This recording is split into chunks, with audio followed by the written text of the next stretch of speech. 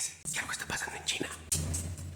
Está en China pasando un fenómeno. Actualmente, la mayor parte de las personas en China están presentando un fenómeno en ellas. ¿Quieres saber a qué me refiero? Quédate en este video. Hola a todos, buenos días, buenas tardes, buenas noches. Te saluda el doctor Arturo Miranda, me dicen doctor Tuto en redes. Y bueno, algo está pasando en China. Y te voy a decir por qué.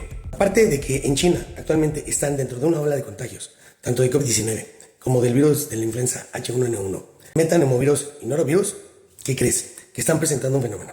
La mayor parte de las personas están teniendo síntomas neurológicos. El documento dice que, por ejemplo, la señora Zhang, una ciudadana de Nanjing de 42 años, desarrolló al inicio síntomas como fiebre, tos, dolor corporal. Posteriormente fue al médico y fue diagnosticada con infección del virus de la influenza H1N1. Pero justo cuando estaba en recuperación, ¿qué crees? Se empezó a dar cuenta que el lado izquierdo de su cara estaba rígida, no podía sonreír. Los ojos no podían cerrar completamente y estaba acompañado de un dolor retroauricular que se detrás de la oreja.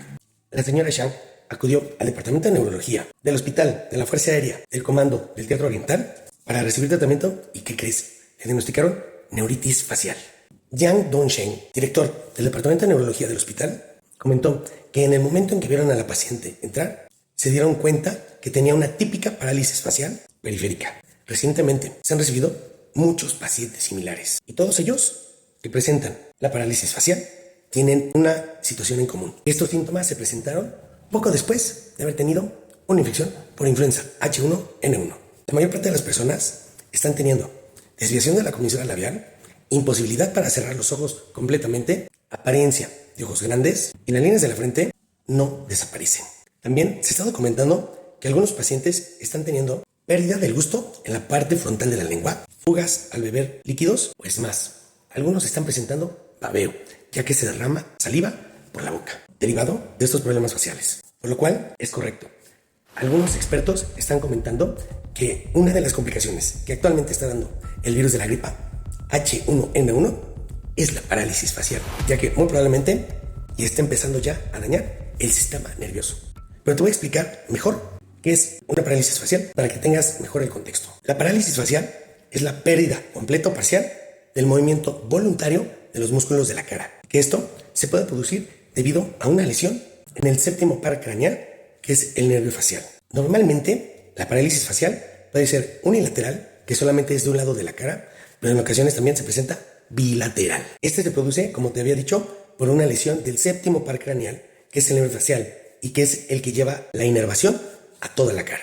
Aproximadamente del 70 al 80% de las parálisis faciales son idiopáticas. Ya sabes cómo somos los médicos. Cuando no tenemos una causa en concreto, decimos que es idiopático. Sin embargo, algunas parálisis faciales han estado asociadas a un padecimiento viral.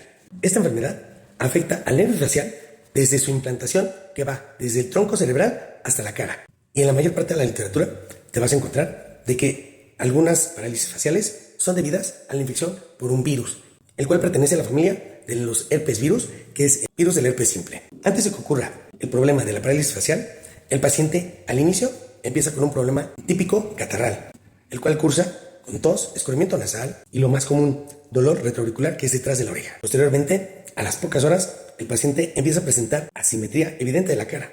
Esto quiere decir que se ve la cara no simétrica, debido a la desviación de la comisura labial, que es esta parte del labio, o ptosis palpebral, que es cuando queda el párpado un poco caído.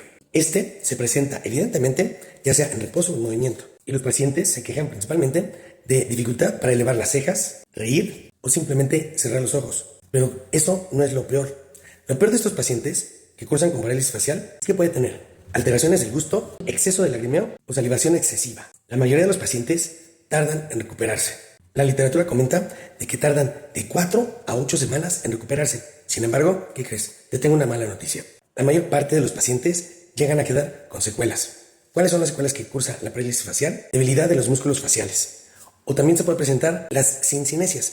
Esto quiere decir que son movimientos involuntarios que aparecen asociados a movimientos voluntarios, dificultando principalmente cosas muy importantes para la persona. Dificultad para el habla, pronunciación, comunicación o funciones tan básicas como beber agua y masticar. Si bien esta complicación que está presentando las personas que están infectando por el virus H1N1 no es mortal, lo único que sí es que te va a dejar pérdida de la estética de la cara, ya que es evidente la parálisis facial en las personas. Esto muy probablemente puede deberse a las mutaciones que ha tenido el virus, por las grandes olas de contagio. Además de que también se ha visto de que a pesar de que tengas un sistema inmunológico, probablemente pudieras contagiarte del virus de la influenza H1N1, que ya está en China y que muy probablemente también ya esté en otros continentes, debido a la gran evasión inmunitaria que está presentando el virus. Esto es el producto de las mutaciones que ha tenido el virus gracias a todos nosotros que nos hemos estado contagiando de influenza por todos estos años. Así es que ya lo sabes, si te llegas a infectar por el virus de la influenza H1N1, muy probablemente puedas cursar con una parálisis facial. Por lo que yo recomiendo que acudas con el médico, esto para que se pueda detectar a tiempo el problema y te puedan dar tratamiento oportuno para disminuir la intensidad de las secuelas de la parálisis facial. Cuídense mucho.